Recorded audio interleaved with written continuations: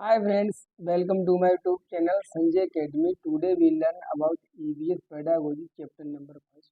आज हम लोग EVS pedagogy के फर्स्ट चैप्टर को करने वाले हैं। ठीक है, तो हमारा ये पहली क्लास है EVS की पेडागोजी की। ठीक है, तो इसको हम बहुत अच्छे से करेंगे हम लोग। इसमें मैंने टू द पॉइंट होकर सभी कंटेंट को लिख दिया है और जितना हमारे लिए आवश्यकता है, जितना हमारे लिए पेपर में पूछा जा सकता है, टू द पॉइंट होकर हम लोग पढ़ेंगे। तो आज की क्लास हम लोगों के लिए बहुत ज़्यादा मोस्ट इम्पोर्टेंट होने वाली है। पहले इसको पढ़ लेते हैं, बाद में इसकी पीडीएफ को रख लेना। ठीक है, इजी है, बस समझते चलिए एक बार। ईवीएस में यही है कि एक बार आपकी समझ में आ गई तब ठीक है। ठीक है, तो समझ के ही चलते हैं। तो latest start chapter number first, पर्यावरण शिक्षण का महत्व व उद्देश्य। पर्यावरण का इम्पोर्टेंस क्या है, क्यों पर्यावरण को सभी जगह रखा जाता है, इसके ऑब्जेक्टिव्स क्या है पढ़ाने के। ठीक है, इसको इंग्लिश में ईवीएस कहते हैं। एक बार इसकी फुल फॉर्म में पूछ ली थी, तो इसकी फुल फॉर्म को ध्यान रखना। ईवीएस की फुल फॉर्म होती है इन्वायरमेंटल स्टडीज। ठीक है, तो इन्वायरमेंटल स्टडीज। अब इसके बारे में इम्पोर्टेंट जो पॉइंट्स हैं उनको पढ़ते हैं, बाद में हम इसकी स्किल्स को पढ़ेंगे। पर्यावरण कक्षा 3 से 5 तक एनसीईआरटी की बुक का नाम आसपास है, जो हम लोग पढ़ते हैं ईवीएस। तो जो ये एनसीईआरटी की बुक है क्लास थर्ड से फिफ्थ तक, उसका जो नाम है वो है आसपास। हिंदी में इंग्लिश में है इसका लुकिंग अराउंड, मतलब अपने आसपास के बारे में पढ़ना, क्या चल रहा है क्या नहीं। ठीक है, इसका नाम से ही क्लियर है, आसपास। ईवीएस को कक्षा 2 तक, सेकेंड क्लास तक गणित व भाषा के माध्यम से पढ़ाया था। मोस्ट इम्पोर्टेंट, यानी कितनी बार क्वेश्चन पूछा गया है कि क्लास थर्ड से फिफ्थ तक तो वहाँ पढ़ाते हैं अलग से, क्लास सेकेंड तक ईवीएस को पढ़ाया जाता है कि नहीं पढ़ाया जाता। तो पढ़ाया जाता है, तो किसके माध्यम से पढ़ाया जाता है, क्लास थर्ड तक सेकेंड तक ईवीएस को गणित और लैंग्वेज के माध्यम से पढ़ाया जाता है। मतलब जो मैथ हमारा होता है, जो लैंग्वेज होती है, उसमें ही ईवीएस की कॉन्सेप्ट को इंट्रोड्यूस किया जाता है, अलग से नहीं होता। इंटीग्रेटेड होकर जोड़ कर पढ़ाया जाता है। नीचे लिखा है एनसीएफ 2005 में ईवीएस को पूरे प्राथमिक स्तर पर एकीकृत पाठ्यक्रम का मतलब होता है इंटीग्रेटेड अप्रोच के रूप में पढ़ाया जाता है। इंटीग्रेटेड अप्रोच क्या है, मतलब कि जोड़कर, अलग से नहीं। जो सब्जेक्ट्स हमारे चल रहे हैं, जैसे गणित है, भाषा है, इनको अलग, इनमें इनके माध्यम से ही हमको ईवीएस को सिखाना है बच्चे को। इसका मतलब ये होता है इंटीग्रेटेड अप्रोच का मतलब। ठीक है, इस इंटीग्रेटेड अप्रोच को 2-3 बार क्वेश्चन में पूछा गया था सीटेट में कि इंटीग्रेटेड अप्रोच का मतलब क्या है। तो इंटीग्रेटेड अप्रोच का मतलब है जो हमारा गणित है और जो हमारी भाषा है, उसके माध्यम से ईवीएस को सिखाना। हम पढ़ते हैं पर्यावरण शिक्षण का महत्व। पर्यावरण शिक्षण का महत्व क्या है, तो पढ़ने वाली चीजें हैं बस। पर्यावरण शिक्षण हमें पर्यावरण की समस्याओं, उनके निदान, पर्यावरण का संरक्षण करना सिखाता है। ठीक है, पर्यावरण शिक्षण नागरिक चेतना को बढ़ाता है, मतलब हमारी जो इन्वायरमेंट के प्रति कंसाइसनेस है, अलर्टनेस है, उसके बारे में हमको सचेत करता है। ठीक है, कि भाई ग्लोबल वार्मिंग होने लगी है, क्लाइमेट चेंज हो रहा है, ये क्यों हो रहा है, इसके पीछे क्या रीजन है, पर्यावरण को कौन कौन से जो लोग जो है वो नुकसान पहुँचाते, क्या वो चीज़ें हैं जिनको रोका जाना चाहिए, नहीं किया जाना चाहिए।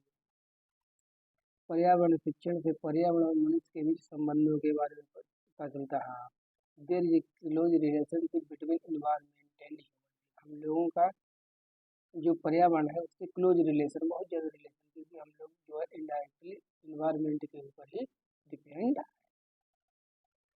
पर्यावरण के घटक एक तो बायोटिक होते हैं, दूसरे अबायोटिक होते हैं। मतलब जैविक घटक हैं पेड़ पौधे जानवर, और एबायोटिक अजैविक होते हैं, प्रकाश है, वायु है, जल है, मिट्टी है आदि। पर्यावरण शिक्षण से और क्या होता है, क्या महत्व है, प्रदूषण व उससे होने वाले दुष्प्रभावों के बारे में होता है, चलता है कि जैसे जो वाहन से चलते हैं, पेट्रोल से चलते हैं, ठीक है, या जो धुआं निकालते हैं उनसे शीशा निकलता है, और ग्लोबल वार्मिंग को बहुत ज़्यादा ये कंट्रीब्यूट करते हैं। ठीक है, निगेटिव सेंस में, मतलब ग्लोबल वार्मिंग को बढ़ाते हैं, जो प्रदूषण करते हैं।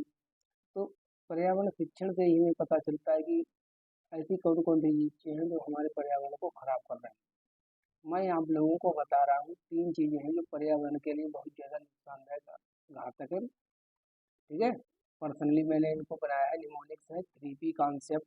3P का मतलब है, फर्स्ट पी है पॉपुलेशन। ठीक है, पॉपुलेशन जनसंख्या। एक पी का मतलब है यहाँ पर सेकेंड पी जो होगी उसका मतलब हो जाएगा पोल्यूशन।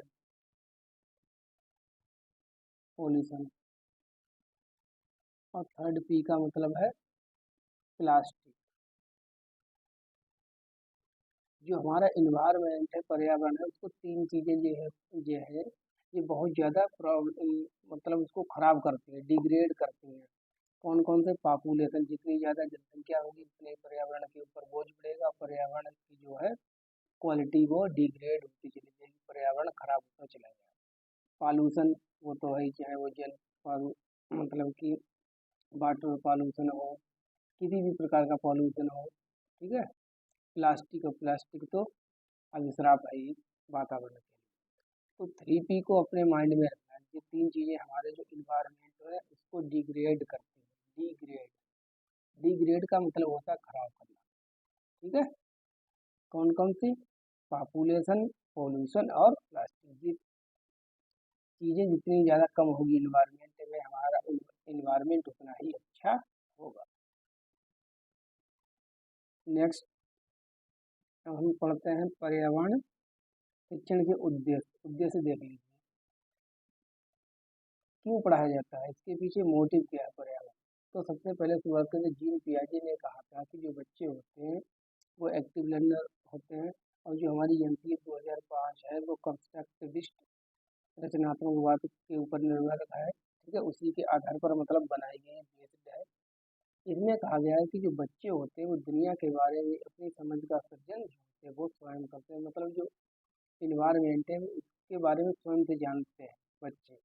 ये किसने कहा था? जीन पियाजे ने कहा था। कई बार ये कॉन्सेप्ट पूछी भी जा चुकी है।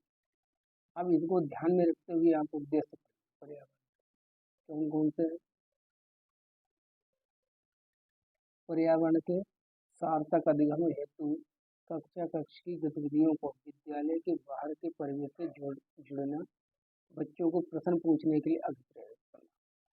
ये बहुत इम्पोर्टेंट, प्रश्न पूछे तो मतलब पर्यावरण का मतलब केवल केवल क्लासरूम की स्टडी नहीं है। जो चीज़ें आपने क्लासरूम में पढ़ाई हैं उनको रियल लाइफ में जोड़कर बताओ बच्चे को। कि पेड़ पौधों के बारे में बताया है तो रियल लाइफ में तुम कैसे पहचानोगे कौन सा होता है क्या नहीं। बच्चों को हमेशा आपको इनकरेज करना है, प्रोत्साहित करना है, किसके लिए? क्वेश्चन पूछने। पर्यावरण के प्रति विद्यार्थी में जिज्ञासा, हाँ वो तो है, क्यूरियोसिटी है, रुचि है, कल्पना है। ठीक है, स्मरण शक्ति का विकास करना, इसलिए पढ़ाया जाता है पर्यावरण। आसपास के पर्यावरण से विद्यार्थियों को परिचित कराना, मतलब जानना कि हमारे आसपास क्या नदी है, पर्वत है, पठार है।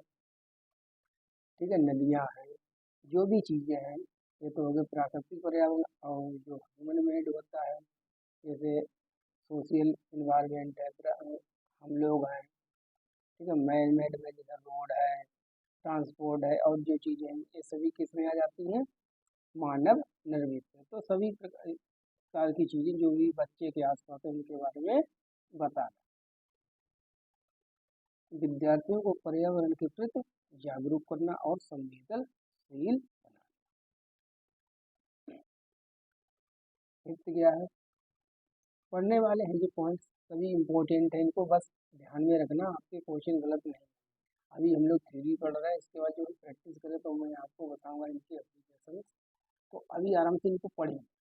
प्राकृतिक भिन्नता के कारणों को बताना, मनुष्य के जीवन पर पड़ने वाले पर्यावरण के विभिन्न प्रभावों को बताना कि भाई अगर ग्लोबल वार्मिंग ज़्यादा होगी, CO2 ज़्यादा रिलीज करेंगे तो हमारी हेल्थ इश्यूज क्या होंगे। ठीक है, और क्लाइमेट चेंज हो जाएगा तो वहाँ इनडायरेक्टली जो हमको जो ही प्रभावित कर रहा है इन्वायरमेंट। तो इस चीज़ को के लिए हम पर्यावरण को पढ़ते हैं। पर्यावरण प्रदूषण एवं पर्यावरण संरक्षण के विषय में पढ़ाना। वास्तविक जीवन की चिंताओं के विषय में समझ उत्पन्न करना, वही क्लाइमेट चेंज, ठीक है, क्लाइमेट चेंज है और ग्लोबल वार्मिंग है, CO2 को रिलीज करते हैं। तो इन चीज़ों को जो है रियल लाइफ में अप्लीकेशन करके बताना, बच्चों को समझाना, विद्यार्थियों में लोकतंत्र और बंधुत्व की भावना है, वन प्लेनेट बना कि कॉन्सेप्ट बच्चों के अंदर में है कि संपूर्ण मेरा विश्व ही मेरा परिवार है, वसुधैव कुटुंबकम की भावना का विकास करना। ये तो क्या होगा, ये तो हो गया पर्यावरण शिक्षण के उद्देश्य। अब पर्यावरण शिक्षण के माध्यम से विद्यार्थियों में कौन कौन से कौशलों का विकास होता है वो देख लीजिए। मोस्ट इम्पोर्टेंट आ जाते हैं कि निम्नलिखित में से किस कौशल का विकास पर्यावरण के माध्यम से नहीं होता है। तो सबसे पहला किसका होता है, अवलोकन करना, पहचानना, जानकारी इकट्ठा करना, लिखना, रिकॉर्डिंग करना। ये क्या है, एक कौशल है। इतने कौशल बच्चे के अंदर विकसित होते पर्यावरण को पढ़ने से। ऑब्जर्वेशन करना, पहचानना, जानकारी इकट्ठी करना, लिखना, रिकॉर्डिंग करना। रिकॉर्डिंग मतलब रिकॉर्ड बना के रखना। जैसे परिवहन के साधन का अवलोकन करके बालक ये पहचान ले कि कौन सा वाहन डीजल से चलता है, कौन सा पेट्रोल है। जैसे जो बच्चे होते हैं तो जन्म जान की जो क्यूरियसिटी होती है वो सीखने की होती है, ठीक है।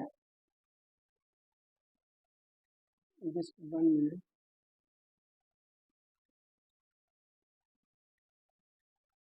तो जो बच्चे होते हैं वो उनको अवलोकन करते रहते, चीज़ों को देखते रहते, निरीक्षण करते रहते। जैसे बच्चे ने देखा कि जो साइकिल है वो कैसे चलती है, बिना डीजल के चलती है।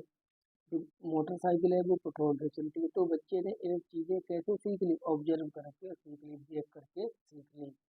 तो ये एक स्किल बच्चे के अंदर डेवलप हो गई। सेकेंड क्या है,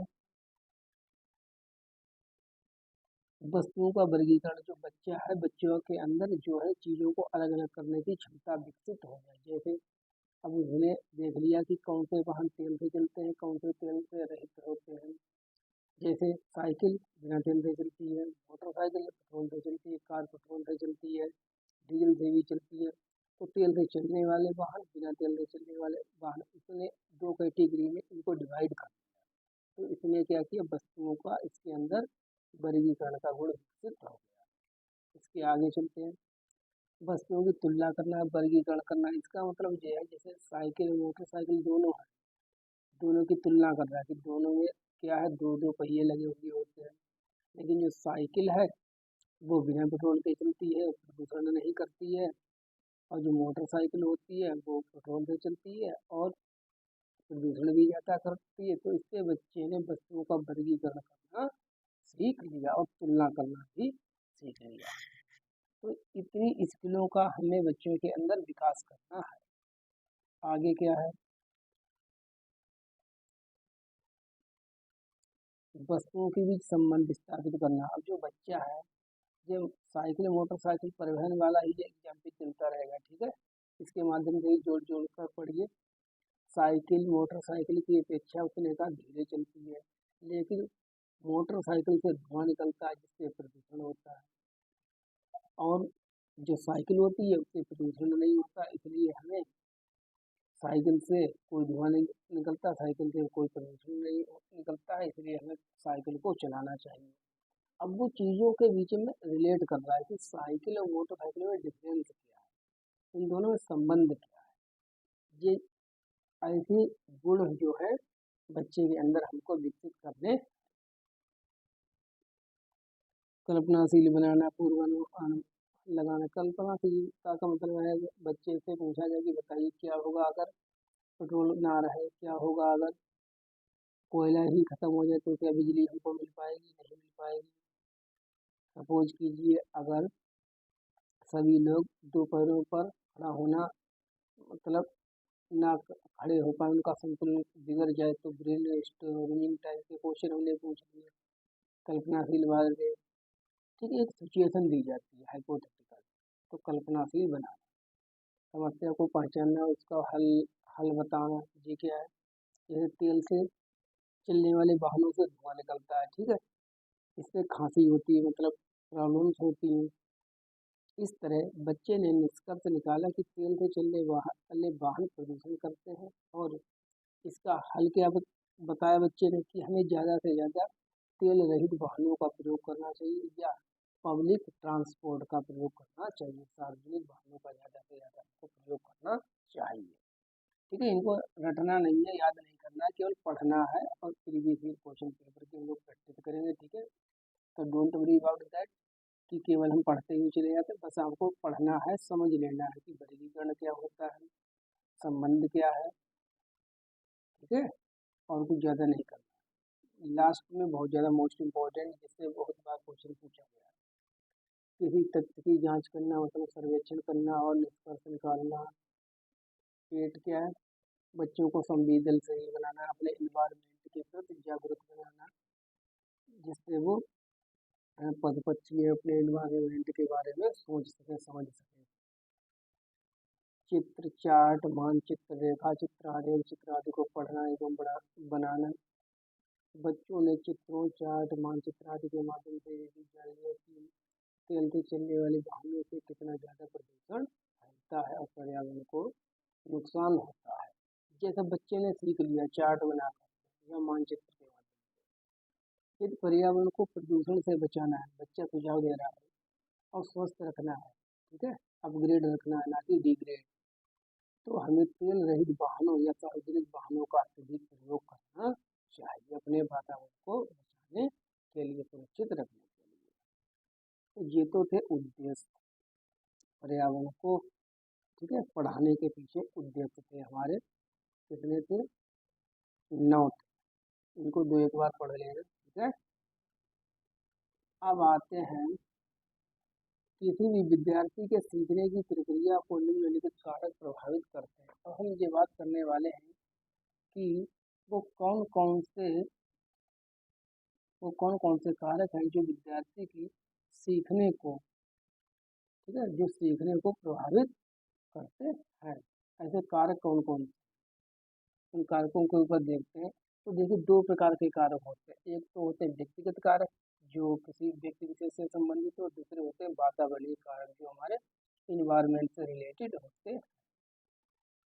तो सबसे पहले व्यक्तिगत कारक कौन से हैं जो हमारी लर्निंग को प्रभावित करते हैं?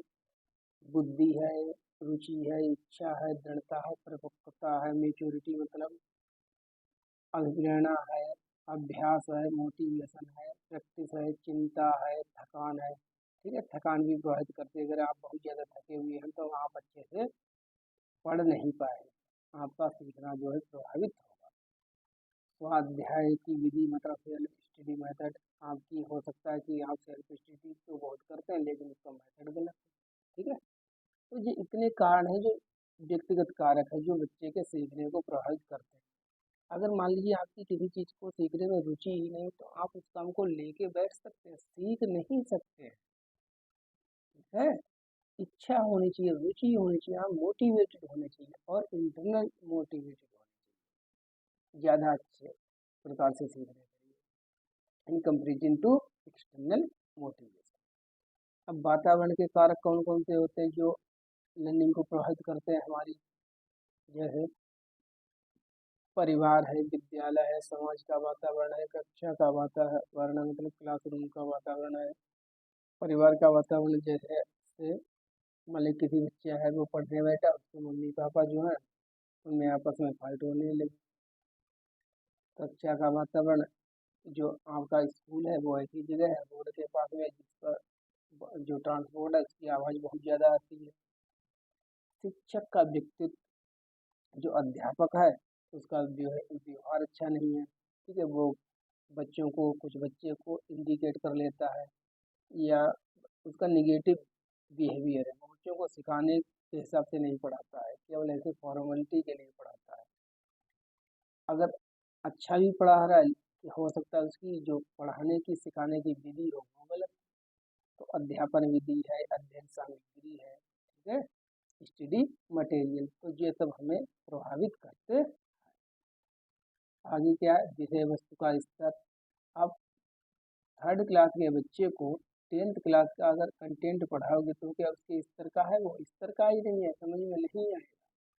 पुरस्कार बाद छोटे बच्चों के लिए बहुत ज़्यादा होता है कि अगर कोई अच्छा काम करोगे तो आपको पुरस्कार मिलेगा, खराब काम करोगे तो दंड मिलेगा। ओबीडियंस और punishment as laid down by Lawrence Kohlberg. Last point, शिक्षा की गुणवत्ता, क्वालिटी एजुकेशन। ठीक है, अब मान लीजिए आपको पढ़ाया जा रहा है, सिखाया जा रहा है, तो आपको क्वालिटी एजुकेशन मिल रही है कि नहीं मिली, कि केवल नाम के लिए ही आप लोग ऐसे पढ़ रहे हैं। जैसे किसी बच्चे का मैं 10th में एडमिशन करा दिया, कभी पढ़ने नहीं गया, बोर्ड परीक्षा का एग्जाम केवल दे आया है, तो उसके पास डिग्री तो है लेकिन क्वालिटी एजुकेशन नहीं है, वो प्रैक्टिकल से नहीं जानता है, उसने मेहनत करके नहीं पढ़ाई की है, तो यहाँ पर जो क्वालिटी है वो नहीं। तो क्वालिटी होनी चाहिए पढ़ाने की। ठीक है, ये तो ये भी हमारी लर्निंग को प्रभावित करती। चलिए क्लास को कंप्लीट करते हैं। आज हमारी फर्स्ट क्लास थी, कल हम सेकेंड क्लास करेंगे। इसी प्रकार से पहले हम पूरे इसको कर लेंगे ईवीएस पेडागोजी के, उसके बाद हम इसके कंटेंट के ऊपर जंप करेंगे। चलिए मिलते हैं नेक्स्ट वीडियो में। Thank you for watching.